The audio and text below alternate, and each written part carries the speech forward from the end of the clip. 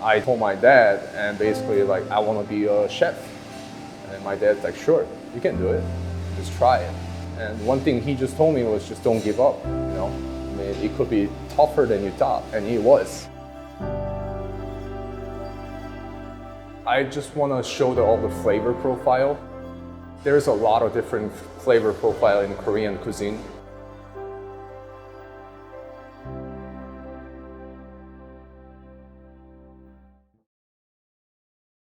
Born in Korea and moved Seattle when I was 14. I went to school in New York, and then I worked in San Francisco, and then I back to Seattle.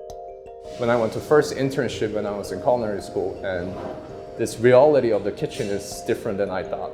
It's just like a lot of work and not much time to sit down.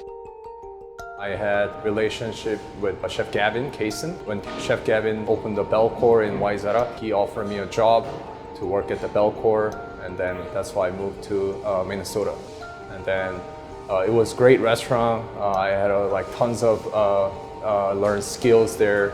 And then unfortunately, after COVID time, we closed. In that time, my whole life was confused. Basically, I just don't know what to do. So I work in the more sit down and little bit dining restaurant, but this is like what I cook at home, and then this is what I ate at home when I was young. So this is like one of my dream to open this kind of concept, and we decided to open Korean style fried chicken concept at Malcolm Yard. And then now we open our own shop at Minnetonka Boulevard. Instead of go back to the sit-down full dining restaurant, I liked a little bit more casual dining, so that's why I opened this concept. I always talk about my grandmother and my mother when I talk about the story about our restaurant. We cook quite a lot at home. We didn't really go out when I was young. And then I just saw my grandmother and my mom's making kimchi at home, and they're using a bathtub to salted the cabbage, about 250 pounds. And then my job was peeling garlic. And so I started like learning from my mom side by side, not like seriously, but just kind of saw what she's doing. I wanted to be actually a speed skater. That was like kind of my dream when I was young. I started when I was really young, and then that ended up when I was like 12, 13. My ankle was like not can handle as a professional speed skater. So in the meantime, and I saw a lot of things cooking at home and all those things. And when I was 14, I moved to the state. And like I just don't know what to do, you know? Like my career, like choosing a career is kind of tough for everybody, you know? My English was not good, and then like get used to on this culture in the new country is very tough. And at age 14, and my personality was not really just go to someone and ask a question and those like things. I was very shy, you know. So positive thing, my parents are very supportive, and they support what I want to do and whatever I want to do. So, and I love eating.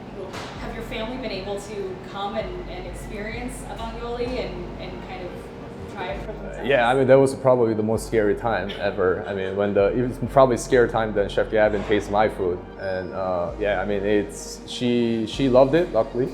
I mean, I'm glad she loved it. She enjoyed it. She enjoyed it, and she was proud of me. I know my parents are worried about me, like how much I work here and how much work hour it is. But like, I just don't want to give up. And I just like, it's like today, like I was just feel like so tired, and then when I came here and opened the door and turned on the gas and all this thing, it just like kind of like wake me up a little bit. Now I feel great, you know. I cooked French food for a really long time. I'm 31, I cooked for like 8-9 years in the French restaurant. It's hard to change the whole concept, what I used to cook, and then I just back to the cook I used to make at home. And then I was kind of worried too, like if this is gonna work in the public, and especially in Minnesota. When I was first time moved here, there's not many Korean inspired restaurant in Minnesota. Our concept is not fully traditional Korean. I'm trying to bring that skill, French skills to the little bit of our cuisine here. We are doing non-traditional kimchi. We call it kimchi slaw. So instead of using a napa cabbage, we use a regular Savoy cabbage. However, we're using the same filling, the recipe I learned when I was young.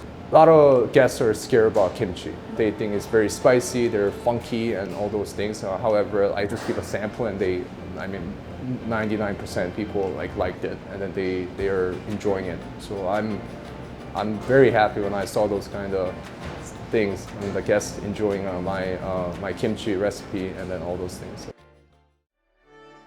My signature item is Korean style fried chicken, chicken sandwich, and then grilled sweet potato. I put a lot of effort on that grilled sweet potato.